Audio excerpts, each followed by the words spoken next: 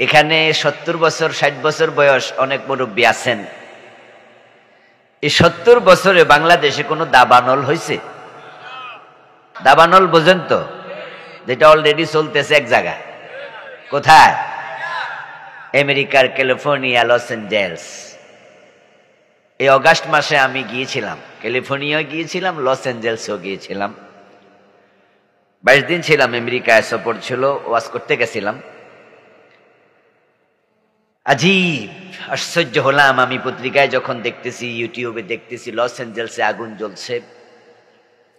Los Angeles এটা একটা বড় শহর এবং পৃথিবীতে বিখ্যাত যে কয়টা শহর আছে তার মাঝে একটা।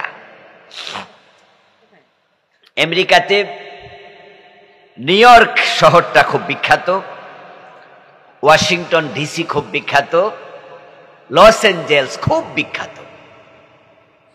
তামাম পৃথিবীর বিখ্যাত যে কয়টা শহর তার মাঝে একটা লস এঞ্জেলস। এবং সেখানকার এক একটা বাড়ির এত দাম যে ছোট্ট একটা বাড়ি সেটা $1 মিলিয়ন দিয়ে পাওয়া যায় না, মানে হলো বাংলায় 12 কোটি টাকা কমপক্ষে ছোট্ট একটা বাড়ি। যেখানে আমাদের দেশে 3.5-4 কোটি টাকা হইলে 8-10 তলা বিল্ডিং হয়। জায়গা যদি কম দামি থাকে বিল্ডিং করতে 4 কোটি টাকা হয়ে যায় 8-9 তলা। আর সেখানে 1 তলার একটা বাড়ি $1 মিলিয়ন। এবং লস এঞ্জেলসের আশেপাশে আমি খুব একটা গাছগাছালি দেখিনি, শহরের আশেপাশে দেখিনি, অল্প কিছু গাছ আছে। তো দাবানল হয় জঙ্গলে, কিন্তু এবার হলো শহরে। মানে বিস্ময়কর। আমি এটা দেখছি আর ভাবছি যে আমি তো দেখে আসলাম মাত্র 5 মাস আগে। ওখানে লস এঞ্জেলসের বিশাল বড় বড় ভবন, 30, 40, 50 তলা উঁচু ভবনগুলো জ্বলে যাচ্ছে। এবং ক্যালিফোর্নিয়ায় সেখানে হলিউড সিনেমাতে বলিউড, ডালিউড, হলিউড এ জাতীয় শব্দ আছে।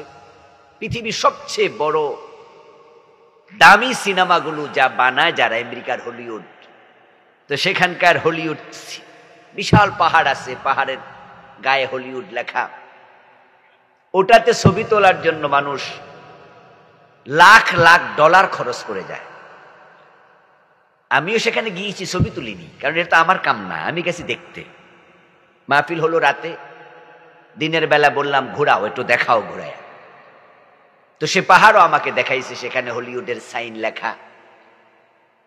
আজকে জানলাম যে সেই সাইন সহ পিড়ে গেছে।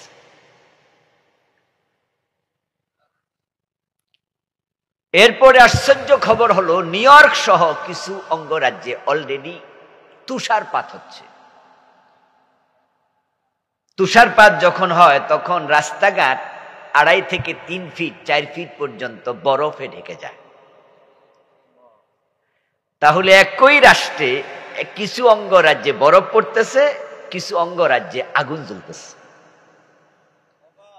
আমাদের বাংলাদেশেই যারা 60-70 বছর বয়স, কোনোদিন বরফ পড়তে দেখছেন? সুবহানাল্লাহ। আমরা দাবানলও জ্বলে না, আমাদের দেশে বরফও পড়ে না। আমাদের দেশটা মায়ের কোলের সন্তান, মায়ের পেটের সন্তান যেমন নিরাপদে থাকে, আল্লাহ আমাদেরকে এমন নিরাপদে রেখেছেন। সুবহানাল্লাহ। এই শীতের মাঝে, শীতকাল চলছে, জানুয়ারি মাস তো শীতের যৌবনকাল, ঠিক না? শীত নভেম্বরে আসে, আস্তে আস্তে করে জানুয়ারিতে বাড়ে, ফেব্রুয়ারিতে আবার কমে যাবে। জানুয়ারিটা শীতের যৌবন, অথচ আমরা একটা জামা গায়ে আর একটা কোটি গায়ে। আপনারা অনেকে বসে আছেন একটা জাম্বার গায়ে। আমেরিকার নিউ ইয়র্কে আমি 2021-এ একবার গিয়েছিলাম 10 দিনের সফরে। ওখানে আমি 2-3 দিন থাকার পরে আমার সর্দি এমন লাগছে, টান দিয়া দেখি নাক দিয়ে রক্ত বের হচ্ছে। তা আমি আমার বাংলাদেশি এক ভাইকে বললাম যে ভাই এত শীত থাকেন কেমনে? উনি আমার জবাব দিয়ে বলল যে হুজুর শীত তো আসেই নাই, ডিসেম্বরে যদি থাকেন তাহলে শীত পাবেন।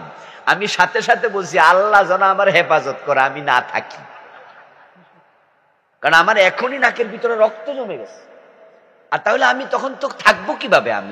আমি থাকবো না। আমার 10 দিনের সফর ছিল, আমি দৌড়াইয়া চলে আসছি কোন রকম, চাচ্ছিলাম পাখির মতো উড়াল দিতে। এত শীত। আমি একটা মসজিদের উপরে, নিউ ইয়র্কে ওদের অফিস আছে, অফিসের সাথে গেস্ট রুম আছে, ওখানে আমাকে থাকতে দিল। ওখানে থেকে থেকে আমি মাহফিল করি।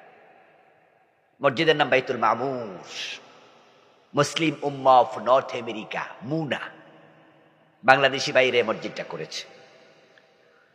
তা আমি কাপড় চোপড় ধুয়ে সকালবেলায় একটু শুকাতে দেব, হয়তো 8:30 9টা বাজে, সূর্য উঠছে, ভালো তাপ দিচ্ছে। তা আমার পাশে একটু খালি জায়গা আছে, ওখানে চেয়ার, কিছু চেয়ার রাখছে ওরা, প্লাস্টিকের চেয়ার। তা আমি ভাবলাম চেয়ারের মাঝে জামাটা একটু মেলে দেই, শুকাইলে পরে ভিতরে নিয়ে আসবো, একটু পানিটা ঝরে যাক। গিয়ে দেখি চেয়ারের মাঝে পানি জমা। ভাবলাম রাতে হয়তো বৃষ্টি হয়েছে, পানিটা ফেলে দেই, চেয়ার ধরে ধাক্কা দেই, পানি পড়ে না। হাত দিয়ে দেখি বরফ। এবার ভাবেন কি পরিমাণ শীত পড়লে চেয়ারের পানি বরফ হয়ে গেছে। যেটা আমাদের ফ্রিজের ভিতরে হয়, ঠিক না? আমাদের ফ্রিজের ভিতরে যে ঠান্ডাটা, এটা হলো ওদের বাহিরের ঠান্ডা। অথচ রোদ তখন ভালো রোদ, আমি জামা শুকাইতে দিছি। আমার দেশ কি চমৎকার দেশ, কি আবহাওয়া, দাবানল নাই, কোন রকমের শীতের বরফ নাই, তুষার নাই, 12টা মাস ফসল হয়। আমি আশ্চর্য হয়েছি। তাদেরকে জিজ্ঞাসা করলাম যে আপনাদের দেশে এরকম 3.5 মাস 4 মাস বরফ পড়ে, তো আপনাদের ফল ফসলের খবর কি? উনারা জবাব দিলেন যে হুজুর, ফসল দূরের কথা, গাছের পাতাও থাকে না। কারণ বরফ যখন পড়তে থাকে তখন গাছের পাতা পর্যন্ত বরফে ঝরে যাবে, পুরা এমনি খাড়ায় থাকবে, একটা পাতা থাকবে না, অসংখ্য গাছ। এই 3.5 4 মাস কোনো ফসল হবে না, ফল হবে না। খান কি? বলেন কি, খানার কি অভাব আছে? আর আমার দেশে 12 মাস ফসল হয়, এরপরও আমরা খাইতে পাই না, একটা ডিম 15 টাকা দিয়ে কিনা লাগে। কারণ তাদের দেশের নেতারা খুব সৎ। ওয়াশিংটন ডিসিতে বারাক ওবামার বাড়ি দেখতে গেলাম। 8 বছর প্রেসিডেন্ট ছিল। বারাক ওবামার নাম তো আপনাদের মনে থাকবেই, এটা তো কয়দিন আগের ঘটনা। এই বারাক ওবামার বাড়ি দেখলাম মাত্র 2.5 তলা, দোতলা বিল্ডিং, এক সাইডে একটু বেশি। আমি জিজ্ঞাসা করলাম যে 8 বছর প্রেসিডেন্ট, এর বাড়ি 2.5 তলা? আর আমরা দেশে তো অনেক পুলিশের কনস্টেবলের আছে 10 তলা। যদি এলাকায় মেম্বার চেয়ারম্যান হয়, একজনকে আল্লাহর রহমতে বলে হয়, এলাকার মেম্বার চেয়ারম্যান কমিশনার হইলে তো কোটি টাকার মালিক হয়ে যায়। এমন পুলিশের অফিসার আছে, হাউন আঙ্কেল ওনার নাম, উনি নাকি কয়েক হাজার কোটি টাকার মালিক। কল্পনা করতে পারেন, বারাক ওবামা 8 বছরের প্রেসিডেন্ট, 2 মেয়াদ, 2.5 তলা বাড়ি।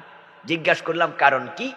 আমাদের বাংলাদেশি ভাইরা আমাকে সফর করালেন, বললেন যে হুজুর, ওরা তো আর আমাদের দেশের নেতাদের মতো চুরি করে না। এই দেশটা আল্লাহ রহমত দিয়ে ঢেকে রেখেছে, কিন্তু শুধু চোরদের কারণে দেশটা গরিব হয়ে গেছে, তলাবিহীন চুরি। এখন আমেরিকার দাবানল প্রসঙ্গে কথা আসলো, আমার মন যেটা বলে, কেন এই দাবানল? হাজার হাজার বাড়িঘর জ্বলে পুড়ে শেষ। বিমান থেকে দেখতেছেন যে কি জানি কেমিক্যাল দিচ্ছে যেন আগুন নিবানো যায়, নিভতেছে না। কারণ এই আমেরিকার ইন্ধনে গাজাতে তারা আগুন লাগাইছে, আর আল্লাহ গজবের আগুন লাগাইয়া দিছে। গত 1 বছরে তারা মহা শ্মশান বানিয়ে ফেলেছে, কবরস্থান বানিয়ে দিয়েছে, বিল্ডিং গুলো ভেঙ্গে চুরে বোমার আঘাতে শেষ করে দিয়েছে। যেদিন যুদ্ধটা লাগলো, যুদ্ধ লাগার সাথে সাথে আমেরিকা থেকে তারা মিসাইল পাঠিয়ে দিল, অস্ত্রের চালান পাঠিয়ে দিল, বিমান পাঠিয়ে দিল। তৎকালীন প্রেসিডেন্ট ছিল জো বাইডেন।